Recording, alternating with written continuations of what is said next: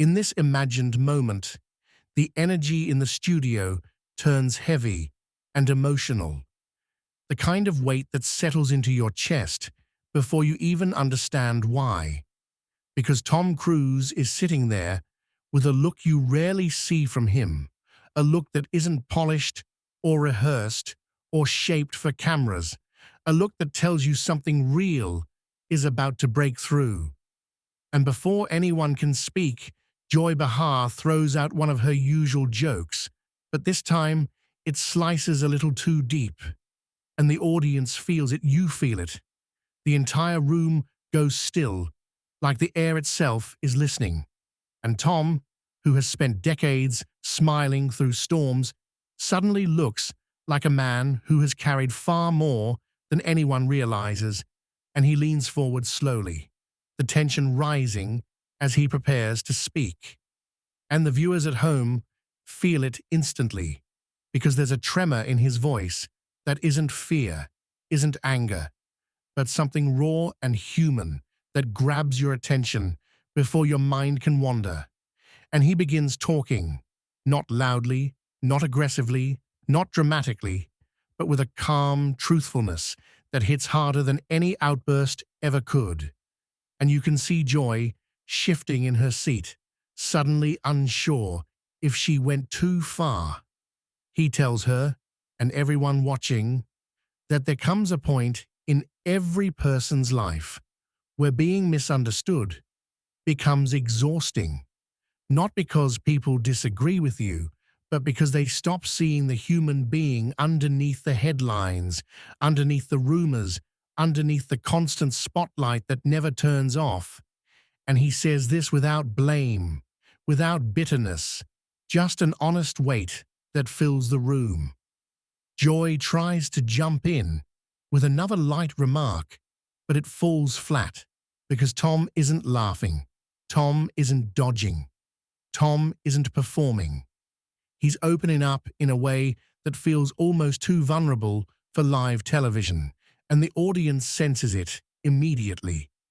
He talks about the years where the world decided his story for him, shaping him into a character he didn't recognize, forcing him into narratives he never asked to be part of. And he explains how painful it is to watch strangers tear apart moments of his life that meant everything to him just to turn them into entertainment. Joy raises an eyebrow, tries to regain control, but Tom keeps going with that same controlled honesty that cuts deeper than confrontation. And he tells her that humor can be a bridge or a blade, and too often it becomes the latter without anyone acknowledging the wound it leaves behind.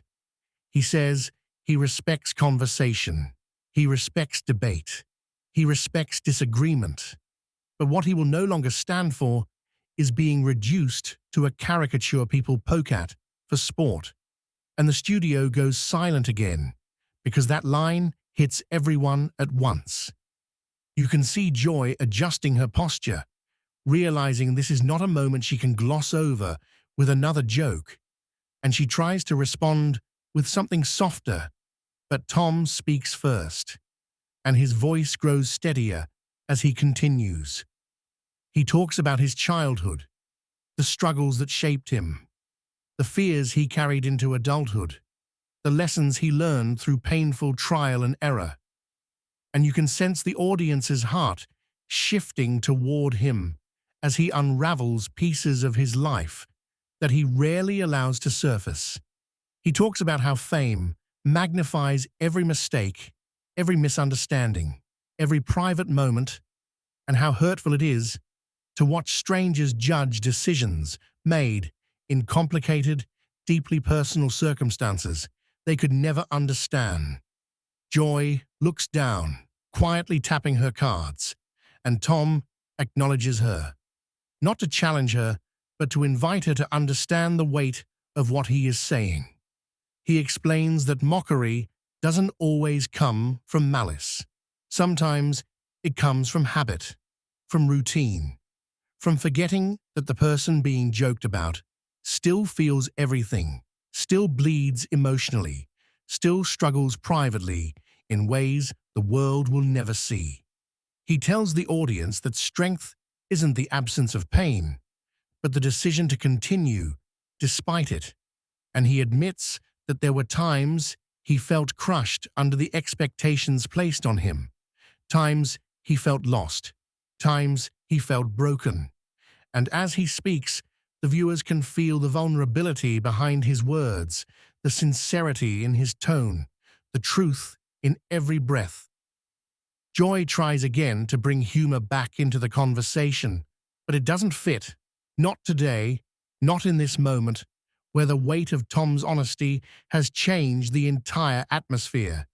He gently but firmly tells her that sometimes listening is more powerful than responding, and sometimes silence is the only respectful space you can give someone who is finally speaking freely.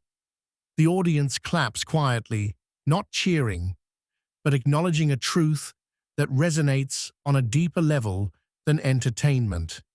Tom continues, shifting into a reflection that touches everyone watching. He talks about compassion, about giving people the benefit of the doubt, about remembering that even celebrities break under pressure behind closed doors.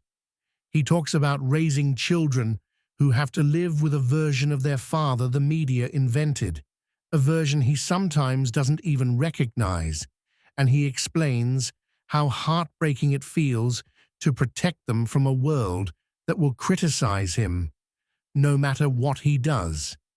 Joy listens now, really listens, and there is something humbled in her expression, something softened. Tom thanks her for hearing him, but he doesn't sugarcoat the truth.